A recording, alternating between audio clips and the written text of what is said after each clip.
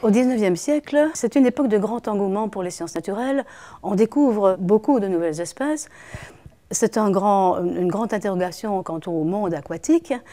Et il faut pouvoir comprendre, expliquer les formes animales qui sont complexes, qui sont aquatiques et qui, lorsqu'elles sont sorties de l'eau, ne ressemblent quasiment plus à rien. Dès lors, des muséums, des professeurs de zoologie font appel à des copistes pour réaliser des véritables modèles, des véritables répliques, et si possible en verre. Alors, qu'est-ce que c'est qu'un Blaschka?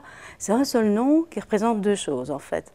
À la fois le nom de maîtres verriers allemands talentueux de Dresde, qui ont vécu à la fin du XIXe siècle, Léopold et Rudolf Blaschka, père et fils. Mais Blaschka, c'est également le nom, finalement aujourd'hui, de ces œuvres d'art qu'ils ont réalisées, ces copies, ce matériel didactique extraordinaire qu'ils ont créé dans les années 1880-1886.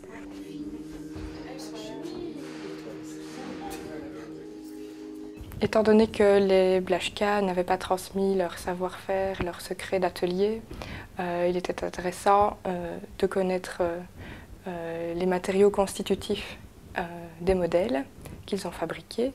Et il a donc été nécessaire finalement de faire analyser différents petits fragments qu'on avait prélevés sur les modèles pour mieux connaître les techniques et les matériaux utilisés.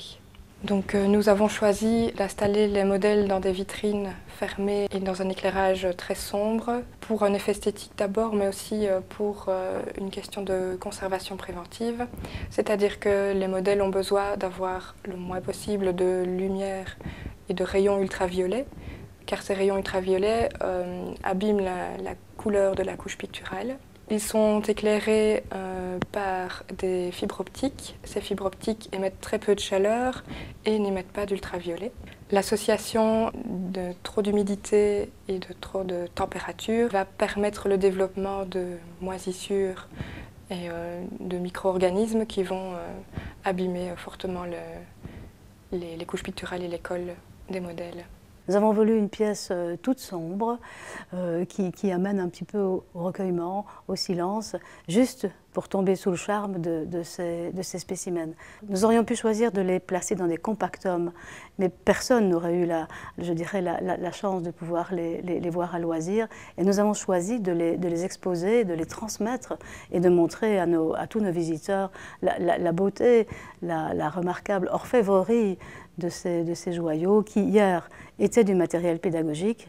Aujourd'hui, ce sont de véritables œuvres d'art. La collection Blaschka que nous souhaitons montrer à notre public est un nouvel espace permanent. Donc, les spécimens Blaschka, ces œuvres d'art, seront visibles tous les jours à partir de maintenant.